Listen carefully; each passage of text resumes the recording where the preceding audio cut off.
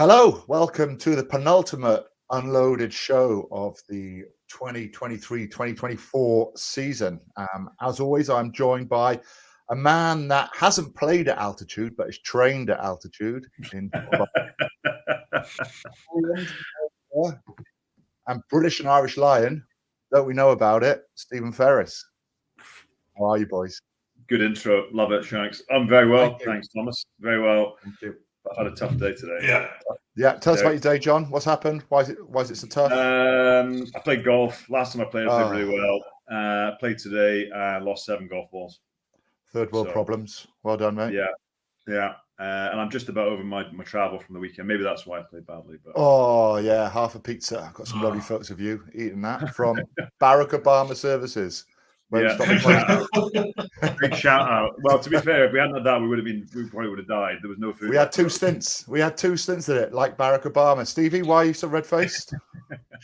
I was on the beach all day today, Shanks, with my daughter, enjoying the sunshine up in Portrush, sunny Portrush. Unfortunately, not playing golf, but good fun. Yeah, just up here for a few days. The wife was working from home, and we just went out for the day. So, yeah, loving life. Do you know what really annoys me? Like, so now when you go to like arcades and gaming, like you stick in £1, what you get back out is like tickets. Like you don't get money back out, or you get these tickets. So I put a tenner into like 3 different machines, and I think I got 10 mini packets of Haribo for my 10 quid.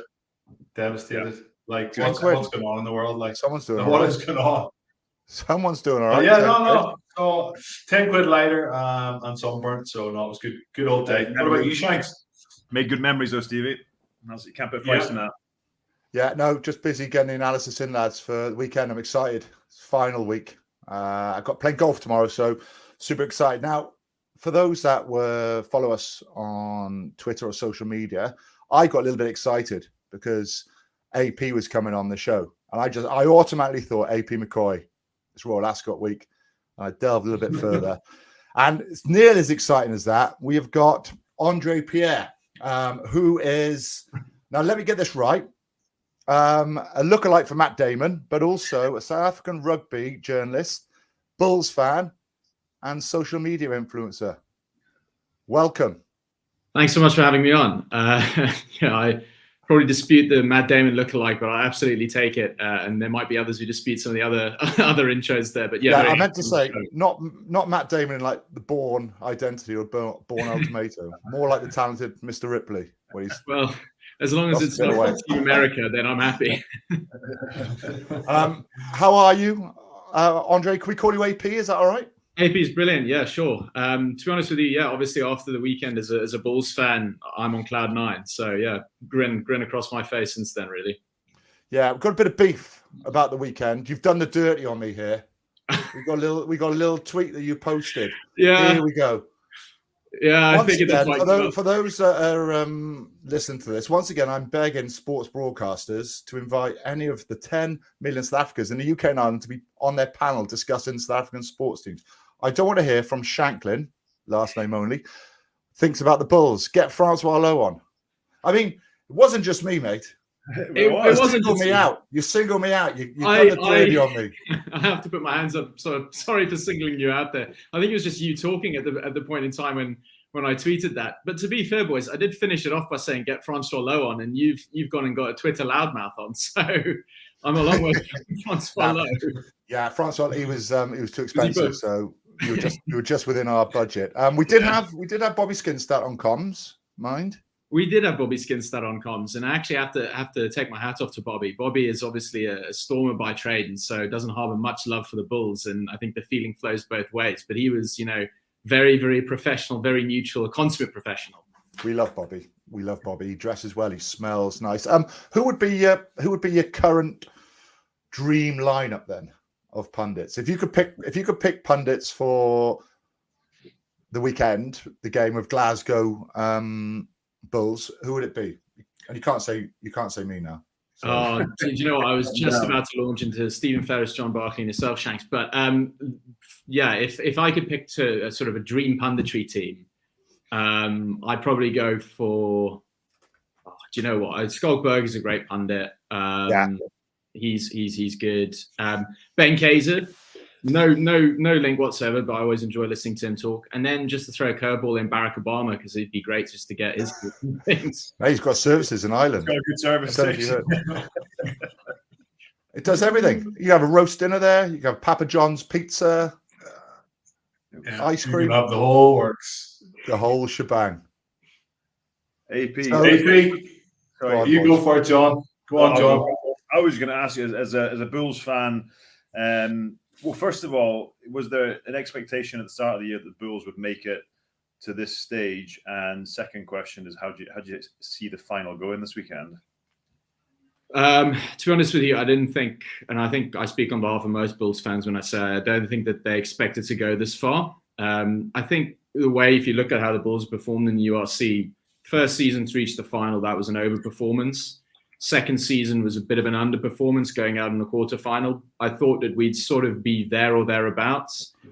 Getting a home semi-final is obviously pretty crucial, but if you at the start of the season had asked me based on the squad that we had where we'd end up, I would have said possibly semi-final exit or quarterfinal exit, and I think that would have been okay, all things considered.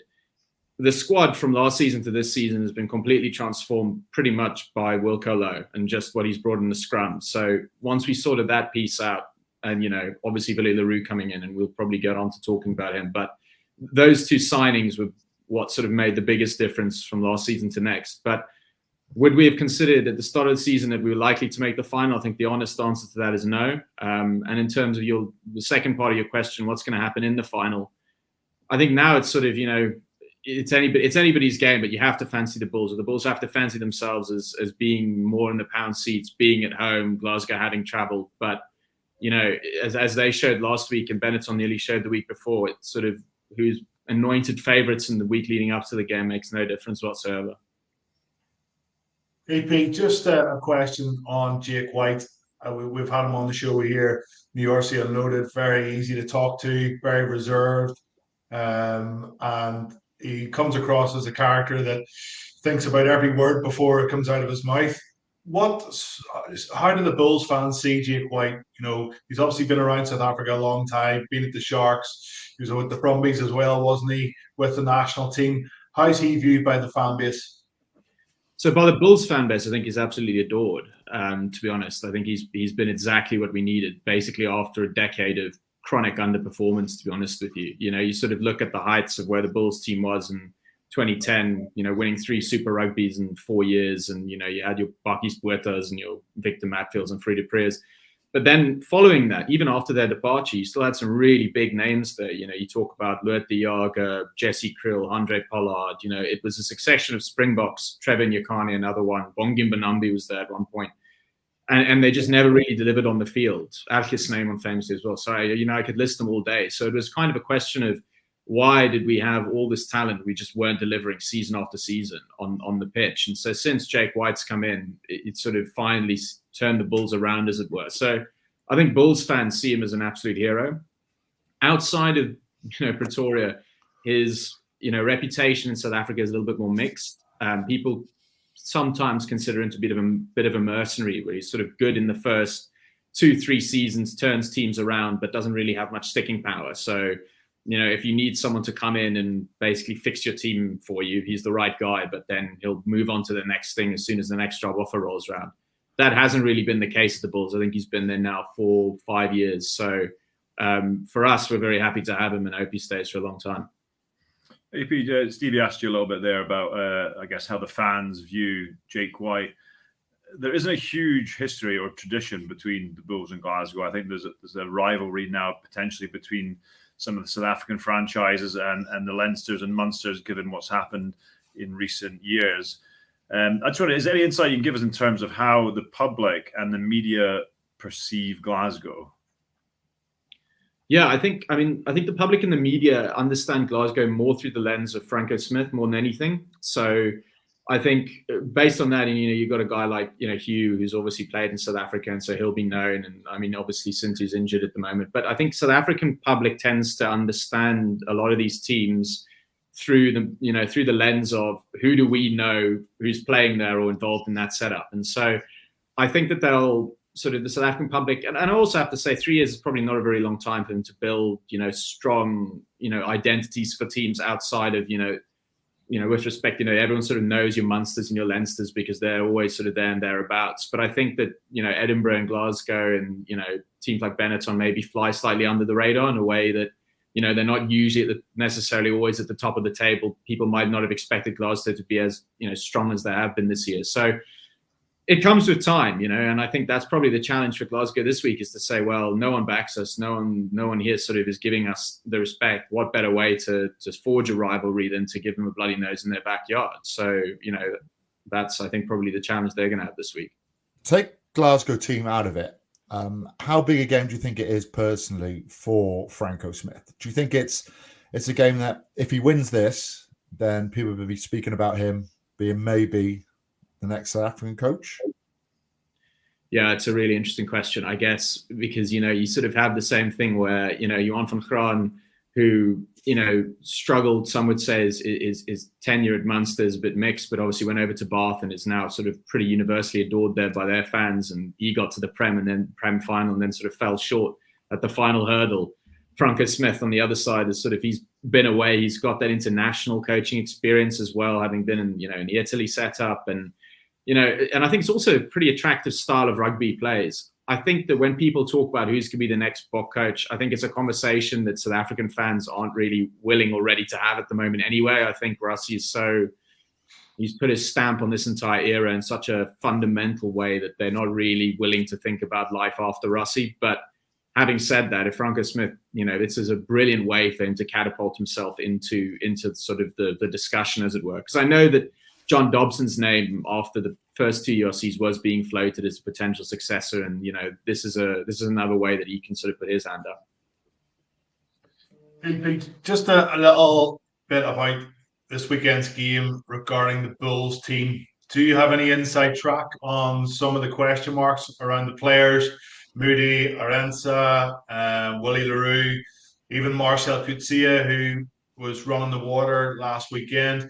Have you any inside track on some of these guys that might be available for the final?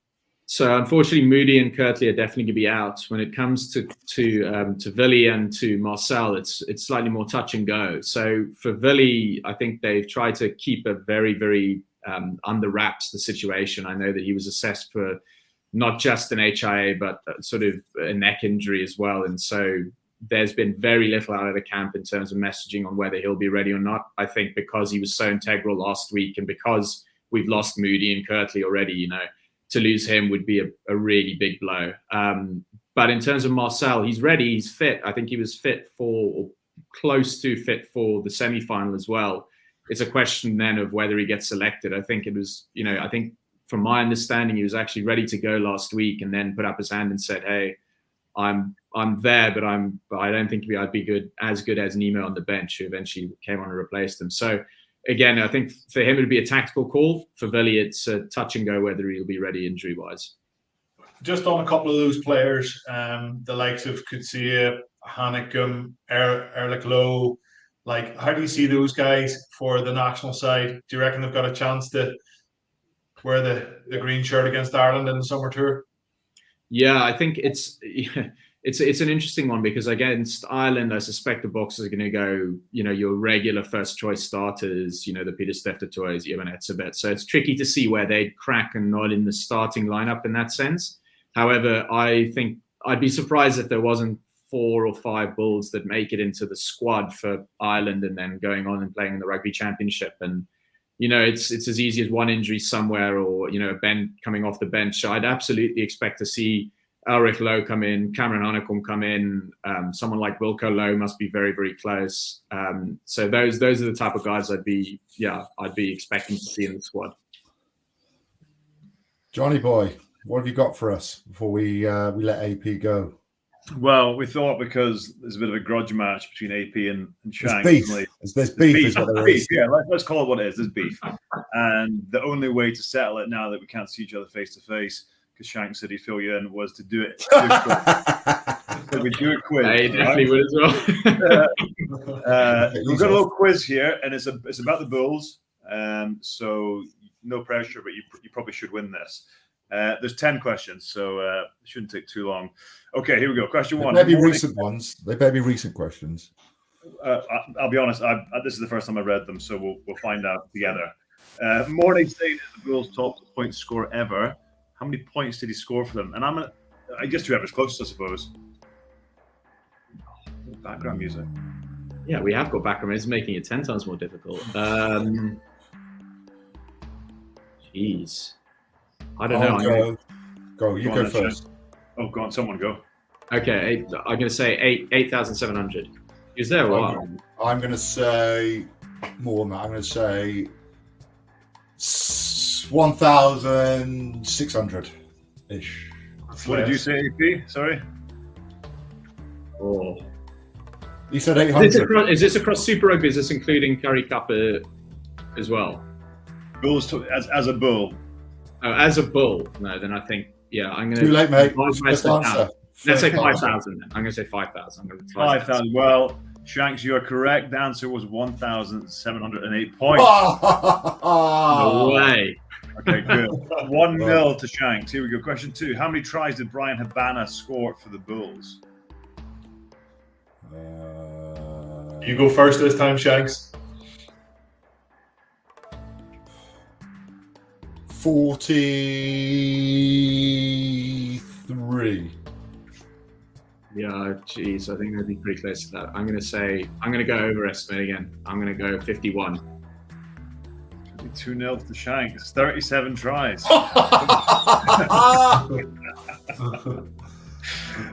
Which Bulls player won URC Ironman Award for the 2021-22 season? Now, because Aidan's behind, I'm going to let him go first. Yeah, that's got to be Ruan Nokia. Okay, but I don't know how this works now. Shanks, you got a different answer?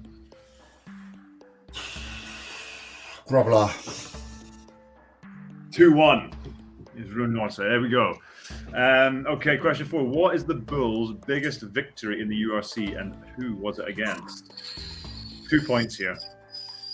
I'm going to go, wasn't it the victory against Leinster when they put their B team to the sword 63-15 or something? Okay, I'm going Zebra and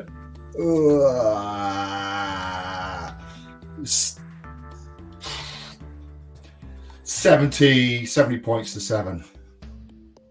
Tom Shanklin, you're right. It was against Zebra. It was 78-12. So that makes it 4-1. Okay, 4-1. Question 5. AP, we need something from you, big guy. How many tries did the Bulls score in that match? You know the score? 7 tries. More. What did I say? 70. What did you say? 78-12. Yeah, it would be 10 tries. No, it can't be 10 tries. 9. Yeah, 10 tries. 10 tries. It was 11 tries. Up to 5. Somebody actually obliterated it. I don't know my team. You've got it. No pressure. I've never got this far before.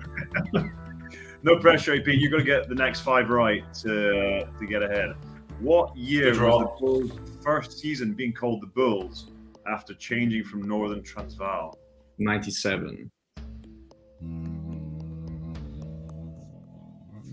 I don't know. 96. No, it was 98. Okay, you called one back there, 5-2. Next question. Name the only Bulls player to make last season's URC Team of the Season. I'll go Curtly Aronson. Yeah, that would have been my answer as well.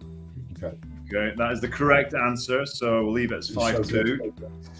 To the nearest 50 meters. What? We lost him.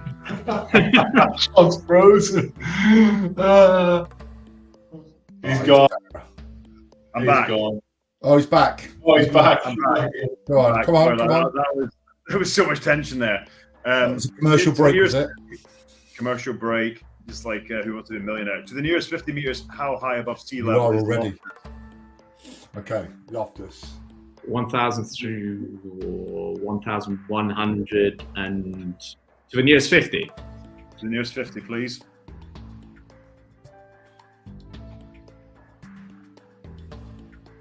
$1,150, I'm going to say. I'm going to go 1,250. 1,350. Is that it? Is that it?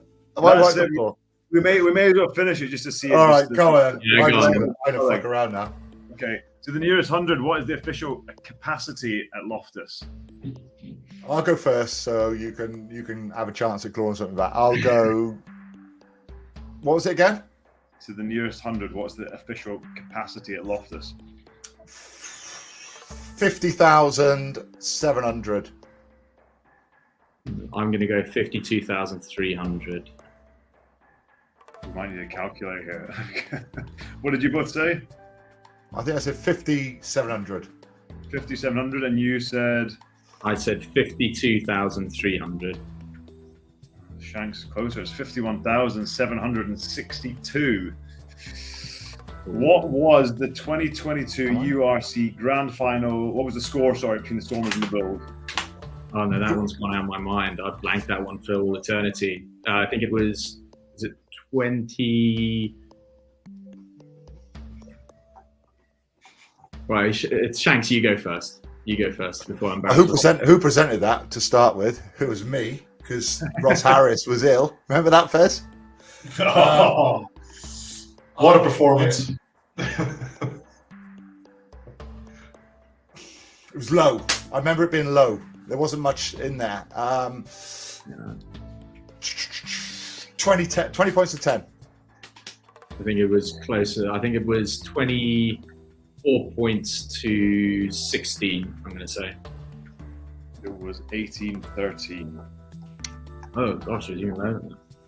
Yeah. Shanks, congratulations. You've bought back credibility as an African pundit now.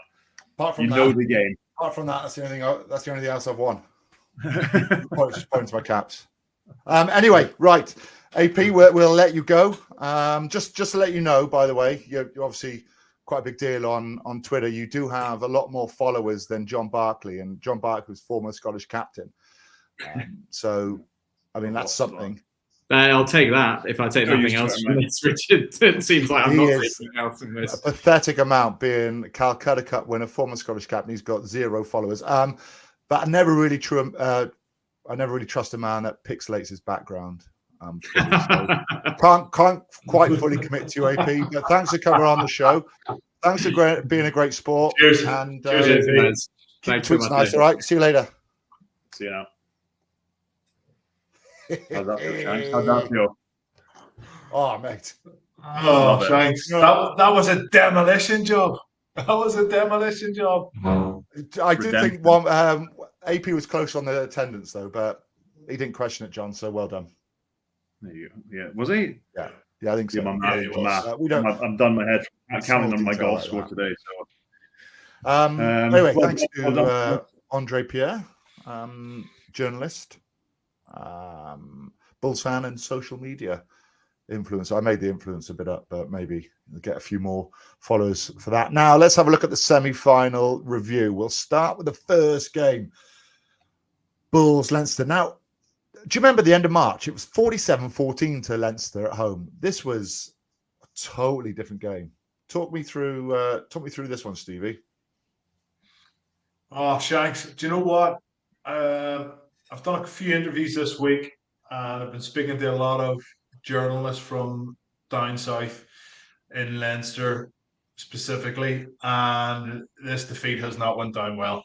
It's went down like a lead balloon, as you can imagine, because of the amount of internationals playing. You know, the demolition job that they did on Ulster last week, or the week previous, and the way that they lost the game through the kicking battle, the question marks over Ross Byrne. They lost the physicality stakes. They lost the breakdown, and yeah, it was just a real mediocre performance. And there's a lot of people now questioning: is Leo Cullen the right guy to take this Leinster team forward? Like, is he the man? And I think we'll wait and see what the future holds for Leo Cullen. But the daggers are out at the minute, and they're being sharpened up. And yeah, it wouldn't surprise me if there's something added to Leinster or something maybe taken away from Leinster over the summer period, because the fans aren't happy with the level of performance at the weekend. Granted, it was at altitude. Granted, it's away from home. Granted, all the travel and everything else, but they just didn't get out of the blocks like we know Leinster can. So congratulations to Bulls. They put in a really good effort. They defended for long periods. They were very disciplined. They were impressive. The two wingers that come in for Moody and Arensa were very impressive. But it felt like they were there for the taking as well. If Leinster had got themselves into first gear, but they never were able to do so. So yeah, really disappointing from an Irish perspective. I know we'll talk about the Munster game in a minute, but we all expected so much more, Shanks, from that Leinster team. Leinster lost, Munster lost, McElroy lost. You've had a shocking week, mate. Yeah, Stevie, you said there they might add or replace the coaching staff. They can't almost have any more coaches. You look like not many of the teams have a head coach and a DOR and the quality of coaches they have there. Yeah, I know what you mean, John. Like Shawnee O'Brien's in there. You have Foggs, what do you call the Welsh scrum coach? Robin O'Brien, mate. He's got a name. Yeah, and then you have obviously Leo. What are you laughing at? We got a message on the screen from Gravenstein. Barkley never smiles. That's why he was Scottish captain. That's because he was at the dentist during the week, isn't that right, Shanks? Fucking tooth fell out, lads. Do you know when it fell out? In the taxi, mate. Eating that Papa John's pizza. He went to Vets at Home, get it sorted. Went to Edinburgh Zoo. Got your teeth done. I told you, John, that snooze isn't good for you. No, it wasn't that. It was the pizza. I think it was a fucking stone in it or something. I don't know what you're talking about. The coaching setup. Yeah, Rob McBride, the coaching setup at Leinster. Jackson Nienaber. Everybody thought that Jackson Nienaber was coming in to make Leinster this winning juggernaut of a side.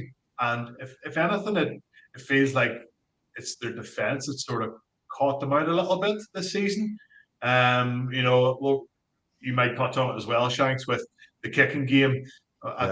Was it 40 odd kicks from the Bulls? Leinster constantly turning them around, constantly making them doubt themselves when they're coming up hard in defence. What's around their corner, looking over the shoulder. So yeah, it feels like of course it's going to take a bit of time to adjust, but even at that, I think defensively they almost looked better last season. John, do you know what?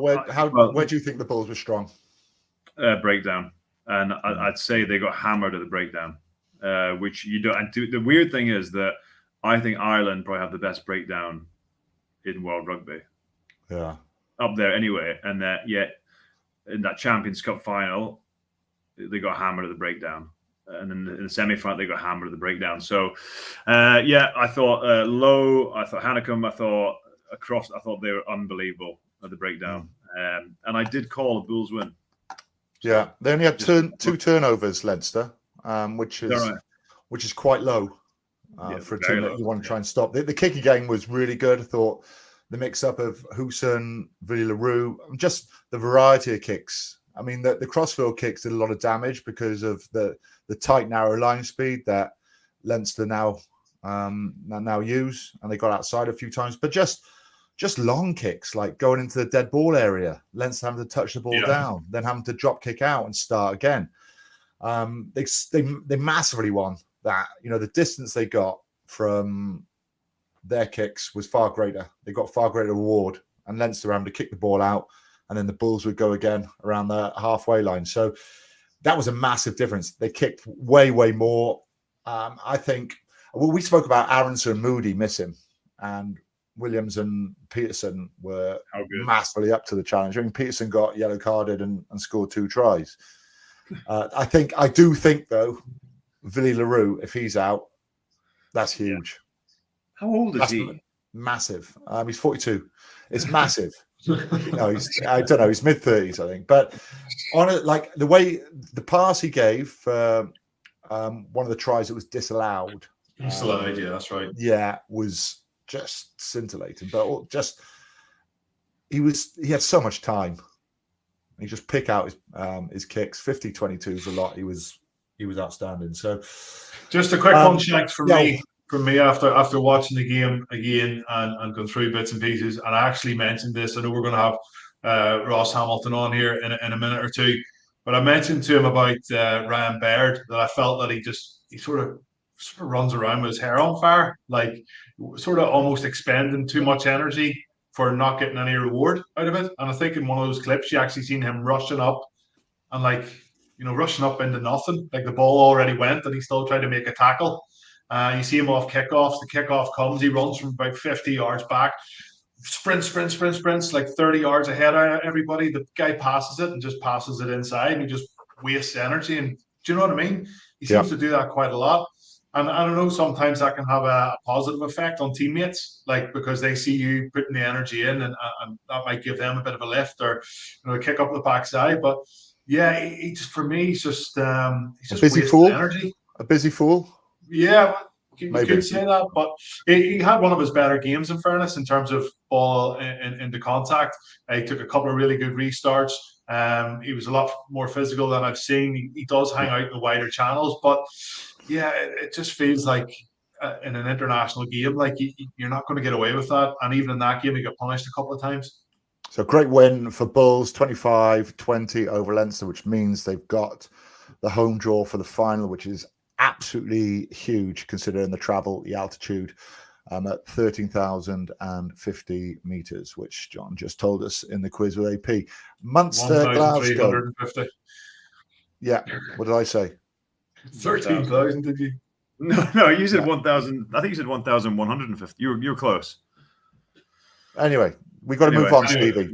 Munster 10, Glasgow 17. John, not many of us thought that Glasgow would win, apart from you. I did. Yeah, I did. I don't know if I was saying it because I genuinely believed it because of what happened to Glasgow the last couple. Well, no, the last couple of weeks they've not been great apart from that Stormers game. So, I thought it was the best I've seen Glasgow play, like without the ball in a long time. I thought Munster were pretty disappointing though in terms of how they looked after the ball and some of their decision making, especially in the sort of last moments of the game when there still was an opportunity. But Glasgow's defence, we talk about the Bulls at the breakdown. Glasgow's defence was unreal. We didn't see them quite sort of rip into their attacking game. I thought the Cancellieri try was a sort of touch of class and kind of just shows probably what Glasgow can do with Hugh Jones, who's probably a bit quieter than he normally is. But yeah, I thought they were brilliant. I thought back row completely outplayed. Yes, mate. Back row. I thought Rodard, Matt Fagerson hammered them at the breakdown. Loads of turnovers. Yeah, I thought it was awesome. I love Franco Smith's interview afterwards, and he got asked about the travel, and he said there won't be any excuses. I love that from now till then. He knows this is a big opportunity because they've not won anything since 2015. And I said it on air, they've had like a lot of investment, not Leinster sort of quantities, but they're one of the best invested teams in the URC from a wage point of view. I'm led to believe. So there's a bit of pressure on them, I think. And I think they can do it this weekend. Big challenge, but yeah, I was really impressed. The breakdown, you're right, John. Fagerson, Darge, Jordan had 2 or 3 turnovers. Jordan, he was outstanding. Good. Dempsey was just as good as well. They're going to need that against the Bulls at the weekend if they want to stop and play. And they need that physical edge that they had against Munster. Defense was really good. You're right. Scrum time, maybe a bit of an issue, possibly. But what they were good at is taking their chances. They didn't have many chances, but they took them far better than Munster because Munster had plenty of opportunity. Now we have our in-house rugby analyst, Ross Hamilton, joining us now. Ross, sorry we kept you so long. Stevie could not stop asking questions to AP. I think they could be BFF soon. They'll certainly be following each other on social media after this. Talk us through some of the stats, mate, that you've picked out from the weekend's action. Yeah, well, it was a real pleasure to join you lads first and foremost. It was great to be there with you. I think we bonded. Yeah, I think we did. It was nice to spend a lot of time with you on the bus. It's crazy to see. I don't know if the listeners there would know, the graft you guys go through.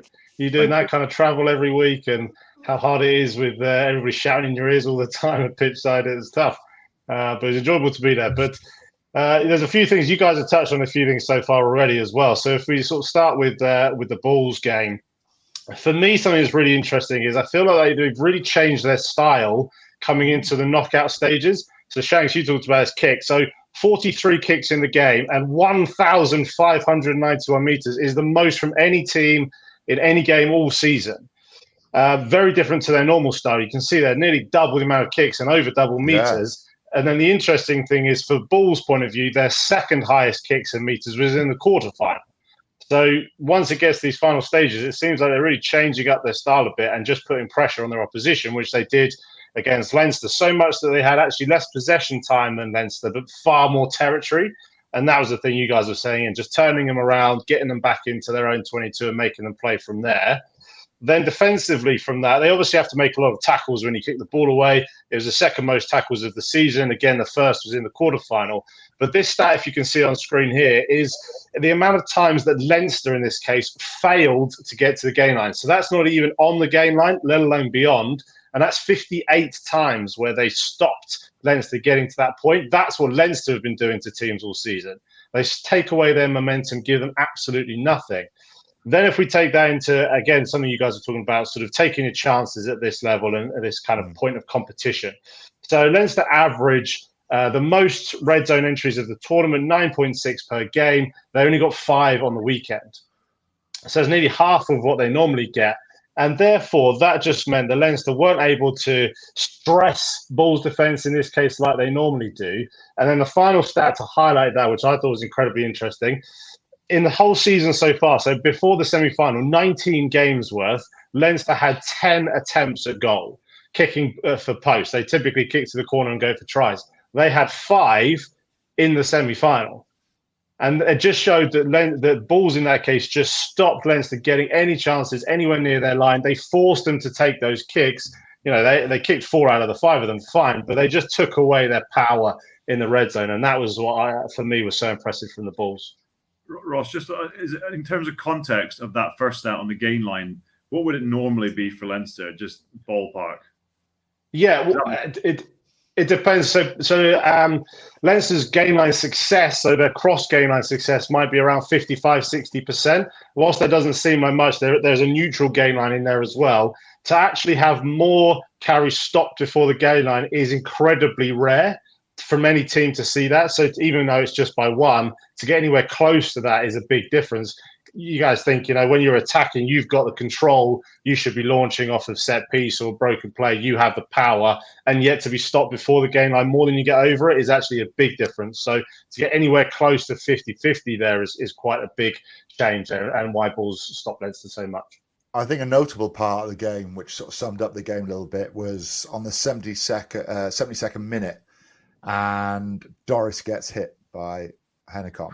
And Leinster had gone through so many phases, and they'd edged forward a little bit, but then they went back. But they kept the ball, and then eventually Doris got absolutely nailed, turned the ball over, and that sort of summed up the game. Really, Leinster attack, I think, it struggled.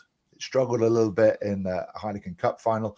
I think it struggled in the semi-final again, not quite functioning as well as it should. So that was the Bulls Leinster. Have you got anything else, Ross, before we move on to Munster Glasgow? Well, it's more sort of actually an anecdotal bit. You guys are just listening to you talking about the change of Leinster and Nienaber coming in and things and affecting their defence. And Stevie, you said whether they're actually like a lesser team this year. In all my years of doing this, which is quite a number, different sort of different guises, I've seen a lot of teams try to go through changes, and you can see that in the data. You can see that their defence or their attack, they've worked on those kind of things. But what always happens is if you focus on one side of it, you lose the other. I've never seen a team be able to maintain their levels, say if it's as simple as their attack and their defence. Never seen it. So Leinster come in this year and try and change their style, improve their defence. Whether they've done that or not is questionable in itself. But what they certainly haven't done is maintain their levels of attack, and potentially have just gone away from their identity, what had got them so much success apart from the final element. But again, whether that takes another year, 2 years to come in, perhaps, but it really feels like they've regressed on both sides. Ross, just on that point, it's when you're playing a blitz defense, it obviously takes a huge amount of energy a massive amount of energy to get up out of the line, retreat back, up and back, up and back, look over your shoulder, burn, turn and burn, try and catch players. So as soon as you get the ball, it's almost like, well, hold on a second, I'm absolutely knackered. How do you get into that multi-phase attack? And you watch the box. The box, when they're in full flow, they don't actually play that much rugby. It's a very much based around their kicking game as well. For me, that seems wasteful from a Leinster perspective, considering the players that they have. That's such a great point. Yeah, again, if you're talking of the strength of Leinster and what they've done so well for so long, then yeah, you sacrifice that to implement this style of defence, which is just one style. It's not this style. It's not the way you have to defend. You could do it other ways and still be successful. So yeah, maybe they've sacrificed a little bit too much. You've got to be super fit to play that defence, especially at altitude. You could see some of the boys were hanging. You saw when James Lowe went through, Ringrose couldn't keep up with him. You saw when Luke McGrath came on, he couldn't get his second wind. They really struggled, I think. And I think your point's a good one, Stevie. On that, you look at how South Africa play, and I don't know if there's any stats, but South Africa have a really low ball and play time. They've got the best scrum in world rugby and the best maul, in my opinion. And I don't know if the stats would back that up. Leinster have got a good scrum. They don't have the best scrum. They don't control ball and play time, and they don't have a maul like South Africa do. So, like, you're right. You play a game plan where you're using the splits defence. You've got no juice. And it's too simple maybe to say that's why their attack isn't as deadly as it has been. But you've seen it in the big games this year, and I'm talking about the knockout games, Champions Cup final. Their attack is not as good as it has been. No, it's not. Right, we'll move on before the show takes 2 hours because we've got so much to talk about. What have you got for us, Munster, Glasgow, Ross? Yes, this was something we talked about on the day, actually. But Munster, for me, really did implement their style in terms of restricting Glasgow. However, a couple of my points, and I'll take you through some of the stats here, but is that just a little bit too negative? Were they just focused on stopping Glasgow? We talked about the benching of RG Steinman and Gavin Coombs to counter Glasgow in the second half, but they forgot to do their first half performance where they're so strong. So yes, they had more possession and territory. They did limit Glasgow to very little line breaks, just 5 defenders beating 16. They slowed their ruck speed, which we thought was going to be huge on the day.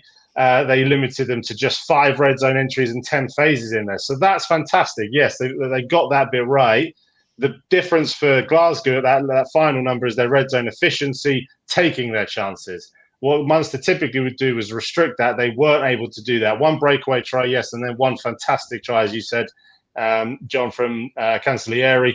And their red zone efficiency was 3.4 to Munster's 1.43. That's the difference. That's huge. And just in terms of sort of the Munster element of that, it just felt like they didn't play themselves. They were so focused on stopping Glasgow. They didn't offer anything, didn't really look like much in attack, had very few entries and phases and line breaks themselves, therefore didn't score enough points, and that was it. Love it. What other stats have you got? Have you got any other final thoughts, Ross, on the weekend's action and maybe a little bit towards the final? Yeah, we'll go into the final. Something I wanted to talk about, and again, I think, John, you touched on this earlier, was actually Glasgow's defence this season. So a lot of the times we and I on the weekend talked about their attack and how fantastic it is, and it is. Both of these teams score the most tries from set piece and the most tries on first phase. But this stat, again, if you can see on screen for Glasgow, they're the best at defending that. They concede the fewest tries from set piece, just 18. The fewest tries on the first phase, just 16. So their defence, I think, perhaps a little bit like the weekend, is the thing that might separate them. Attack's fantastic. The Bulls' attack is fantastic. But Glasgow arguably have the best defence or the best setup to stop, in this case, the Bulls. And that might be the factor that differs and makes them win the game potentially. And I had a look at sort of their full stats across the season in comparison to the Bulls to see where they do differ. Glasgow have to make a lot of tackles, but they've missed the fewest. They have the best tackle success. And again, that tackle success is first. Bulls is just 12th out of 16 teams. Yeah. So they're not fantastic in that area. Now, the one thing that it does sort of play in Bulls' favour is their dominant tackles. Second most dominant tackles as a percentage. And yes, Glasgow are low in that regard, but they don't need to get that. They actually might go a little bit more passive, but make sure they make them. What that does then is limit the risk against them. They then concede very few line breaks, the fewest in total in the whole competition, the second fewest offloads. They then attack the breakdown when they make that tackle, rather than letting the guys go past them and having to chase back. There's always breakdowns. Go and win the ball back. They win the second most, and therefore their defensive effort in terms of the key numbers of points conceded and tries conceded is right up there with the very best. So it might be their defence that gets them the win this season on the weekend. Both teams fantastic in attack, but Glasgow's defence is so much better than Bulls. Maybe that's the difference.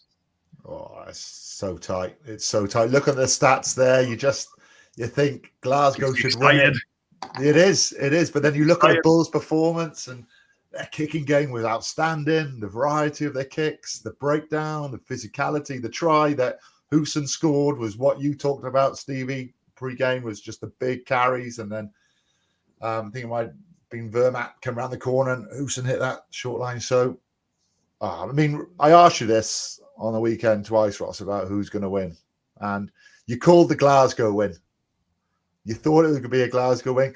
Do you think they can do it? Not do you think they can do it, do you think they will do it? Yeah, I'm sort of torn on this one. So I always just try to represent the data. You guys shouldn't care about my opinion on anything.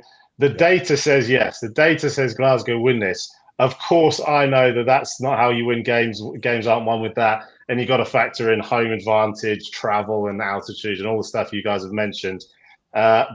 Even so, I still think Glasgow, yes. Yeah, well, yeah. We only use data when it suits us, mate. So thank you. Thanks for coming on, Ross. Thanks, Ross. Sharing your thoughts on the games and the final, and hopefully we'll speak to you soon. Boys, it is. The more we talk about it, the more exciting it gets. You look at those stats, you think, whoa, hold on a minute now. But then I looked at Bulls at the weekend, and that's a hard team to break down. I don't care what. I agree. Say. That is hard. I agree. Right, we'll have to go on. Sorry, go on ahead. No, it's fine. I've asked you. Sure, mate? You sure? Keep the show on the road. Keep the show on the road. You've had a coffee, mate. You've had a coffee, haven't you? Got burgers to cook after this. I'm not going to lie. GBH in the air. Been GBH in the air from you, Steve. I've had 2 beers already. Right, Stephen, that's right. You're like John in New York, Miami. Rants of the week, boys. Any rants of the week? John and I is exactly the same. JB, how bad was that? We arrive. There's no food for us, so no change. I don't know where Ben Egan plucked that bean burger from, but it wasn't good wherever he got it from. Then all of a sudden we get off there and we're like, I go to Wally. Wally, do you know where we go for comms? And he's like, I think it's up there. I think it's up there. Yeah. I was like, right, JB, it's up there. Let's go. So we get up through a bit of corporate hospitality, up a lift, through, up, look up, stand. Can't see Rory Hamilton. What's going on? What up? And of course, I knew a few of the radio guys, and they were like, no, this is radio over here. You're over the other side. I was like, we were like, what? The game is just about to kick off. I'm ringing Ben, calling him all the bad things of the day. John and I get across the other side. We get up through the tunnel. Of course, all the event sac or whatever they're called, the security staff didn't have a clue where we were supposed to go. And we get up and we were like looking across, and we were like, John was like, is that him right up there? Right, like a tiny dot in the distance. A tiny dot in the distance. So we were like, man, how are we going to get there? Started sweating, got to the top. Eventually, maybe 5 or 6 minutes later, pushing through people. Then all of a sudden, I seen Stephen Q. Oh, hi, Fez, how's it going? What a bit of crack? But he's sitting having a few pints. I was like, oh, this is disaster. Get up there. Yeah. So Ben Egan, you owe me a few pints because that was an absolute shambles. A shambles. Legs must have been jelly, boys. You should be ashamed of yourself. Man, they were. It was like 150 steps. Tough lads. I've got a couple rants. I've got 3. They're short. They're not all connected. First one, babies on planes. Shouldn't be allowed because I got into my seat. I was very lucky. Get to turn left when we travel with work. Thought, you know what? I've got 7 hours kip here. No. Baby had different ideas, screamed the whole way. So 0 hours sleep. Second one, price of golf balls. If I'm going to lose 7 golf balls around, a sleeve of Pro V1s. First of all, why am I buying Pro V1s? Is a business, joke. mate. Buy them through your company account. Claim back the VAT. Yeah, I Business do. But that's expense. not the point, mate. That's not Get the point. branded. And the last one. Why do people keep saying I don't smile? I think you do. I think it's just because your beard's so bushy sometimes that you can't see a smile through it.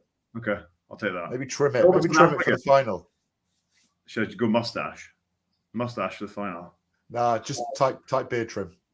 Okay, I'll do that. Okay. That's all. Yeah, that was my rant. Rants with you, Stevie. Get to the ground. Don't know where you're watching the game. Don't know where food is. Nothing. No idea. Through them. No. But there we are. But we did it. We got through it. So well done, lads. Right. Final thoughts on this weekend. First of all, we're going to be in Dublin. Dress smart. That is the brief. If anyone sees us out after, come say hello. Buy us a drink. Have a little chat with you. What's your thoughts on the final then? I'll start with you, John. Final thoughts. Final thoughts. I think Glasgow are going to win. I do. I think they have been on, I don't want to say journey. It's a little bit cheesy, but there's been last year that there was hope they would have kicked on a bit. The year they've been there or thereabouts. Stevie flexes his guns and it's unbearable. I've seen this. What's this muscle here? It's a varicose vein, mate. I just think Glasgow, all the stats there, defensively stats. Like you said, Stevie, after the game, they didn't celebrate a huge amount after winning against Munster. I think they are in the right mindset. I think they got the right players. And yeah, I'm going Glasgow all the way. Stevie Fez? Yeah, I'm going to go for both. Same. I think like Keelan Norris, Ryan Baird, Josh van der Fleer, Jack Conan, like world-class back row players, and they got dominated by the Bulls back row. And to be honest, not just by the Bulls back row, by all the Bulls players. They were all so physical. Wilco Lowe was awesome in the front row. Both hookers that they have are insanely good. And I just feel that, yes, Glasgow's attack is good. And Ross pointed out that they don't have as many dominant tackles. And I think that might be the difference. That if they're going to win, they're going to have to make more dominant tackles. And I don't think that they can. I don't think that they're going to make dominant tackles on the players that I just named. So, yeah, I'm going to go for a Bulls win. Kicking game, power, scrum, maul. And, yeah, I think they're just going to have a bit too much firepower. I think Moody might go to 15 if Villaroo isn't fit. I think Villaroo would be a massive loss if he's not. Maybe Moody might go 15. Maybe Aronson will go 15. But he will be a loss because of his tactical kicking. AP said that both those guys aren't available. Who? What? Aronson isn't available. Neither, yeah. Yeah, and Moody. Ooh. Johan Hussein at fullback? No. No. No. He was too good at 10, wasn't he? Yeah. I think I'm going to go the Bulls just after the weekend anyway. I just think what you said, Stevie, too physical. I tell you what, it'd be nice to. Do you think there should be scope maybe to have the final somewhere neutral? So you get. I'm sort of thinking you get your quarterfinal, your semi-final draw. You get that at home. You get through the final. You have it somewhere neutral. Dubai. Be a good trip for us. Yeah. Be a good trip. Yeah, I don't know. I just think the travel's the big thing, innit? It's a killer for the teams. How do you arrange a travel on a Saturday night to try and get 40 people to? But that's competition. Yeah. There we are. Don't think about it, mate. We'll have to move the show on. We'll save it for next week. Lads, that's it. Can't wait to see you both in Dublin on Saturday. We got 2 going for Bulls, 1 going for Glasgow. And we'll find out, won't we, about 7:00 Saturday night. That is the end of this show. 1 more to go. Thanks for listening. Watch every game live on Premier Sport. There's only 1 left. Speak to you soon. Goodbye.